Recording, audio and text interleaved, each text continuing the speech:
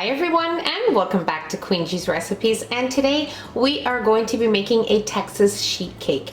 Now most definitely you can make this in a 9 by 13 inch baking pan, and that will be totally fine. The cake will have a little bit of a higher volume, but that is totally up to you. But today I'm going to be making it in a cookie sheet which measures 13 by 18. So the ingredients we'll be needing here are some all-purpose flour, unsweetened cocoa powder, cinnamon, baking soda and salt, some boiling water, sugar, eggs, milk, vegetable oil or any flavorless oil of your choice. Here we have some vanilla extract and some melted butter. We're also going to be frosting our cake, of course, with a chocolate frosting, but I'll show you the ingredients for that once we are ready to move on to that step.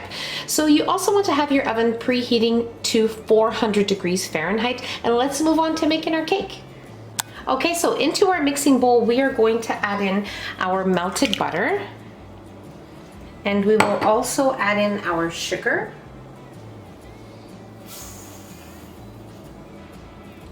and we will add in our vegetable oil, and we will give this a good whisk until everything is nicely combined together. Okay, so this looks great. You just want to make sure that you scrape the bottom and sides of your bowl as you go along. Very important. So all your ingredients are nicely mixed together. And now what we're going to do is we are going to add in our eggs. Okay, we will also add in our vanilla and our milk. And we'll give this another good whisk. Okay, so at this time, our mixture looks great, and now we will add in our hot boiling water, and we will sift in all of our dry ingredients.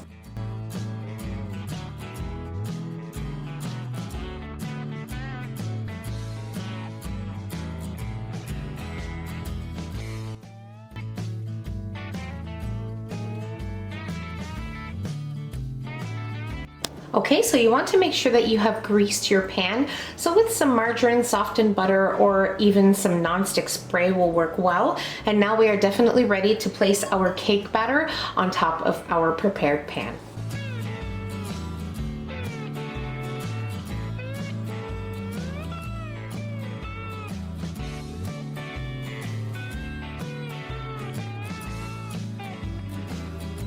Okay, so you just want to make sure that your cake batter is leveled on your pan, and now we are ready to bake our cake at 400 degrees Fahrenheit, probably for about 18 to 20 minutes. And if you're unsure, just insert a toothpick into the center of the cake. As long as it's clean, then you are good to go. So let's get to baking our cake. Okay, so my cake baked for exactly 20 minutes at 400 degrees Fahrenheit. I just removed it right now, and now is the perfect time to work on your frosting, because you just want your cake to cool for about 8 to 10 minutes and then place the frosting right away, because the frosting can harden very quickly. So now we are going to work on the frosting. What we have here is some icing sugar, some unsweetened cocoa powder, some melted butter, milk, a little bit of vanilla extract, and a pinch of salt. So I have a clean bowl here, and we are ready to work on our frosting. Okay, so into our bowl we will add in our melted butter and our milk, and we are going to give this a quick little whisk. Okay, so this looks great. Now we are ready to add in our icing sugar and cocoa powder. Whoops, you want to be careful with that to not do what I did here and make a big mess, but that's okay because I will be cleaning it up, so it's all good. And now we will very carefully mix this together. I'm just going to clean up a little bit here and continue on whisking.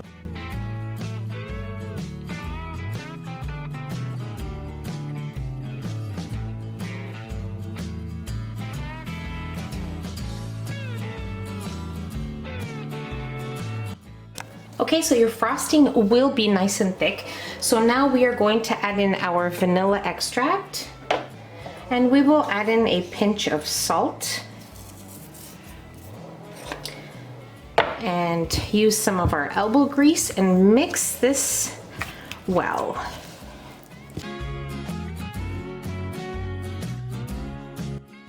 Okay, so I have my frosting. My cake is still pretty hot. It's been about 8 minutes.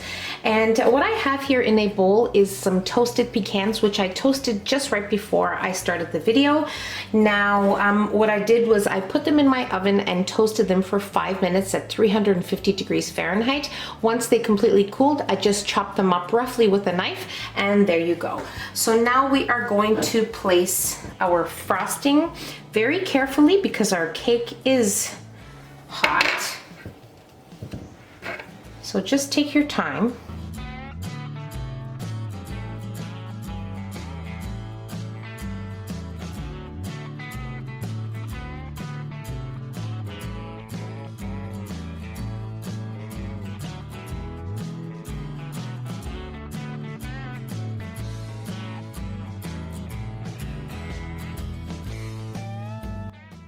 Okay, so as I mentioned, just take your time with it because the cake is still hot, and as you spread it, the frosting softens and it allows you to nicely spread it on top of the cake without tearing the cake. That is why it's very important to put your frosting on the cake while it is still hot. So 8 to 10 minutes is good. And now that I have spread all of my frosting, we are definitely ready to add our toasted chopped pecans.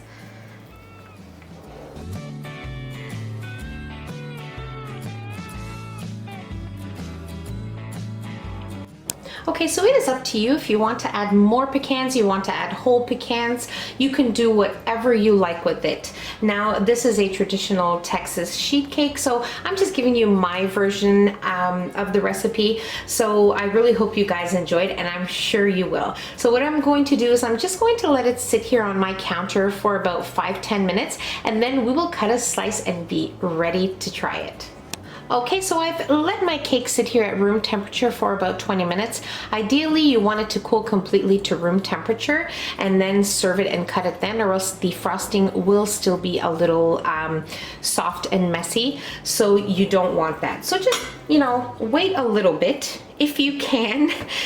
But today I want to show you guys what this cake tastes and looks like on the inside, so I am not going to wait any longer. Now, the first piece is always a little off, but that's okay.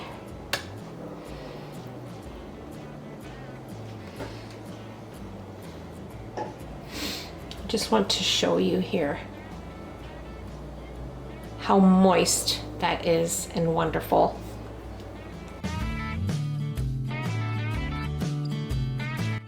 I don't think I have ever had such a delicious chocolate cake in my life. It is so wonderful, so moist. It's perfection on every level. I have no words. It is just so wonderful. I really hope you guys give this one a try. You are going to love it, and everyone you serve it to will love it as well. I promise you.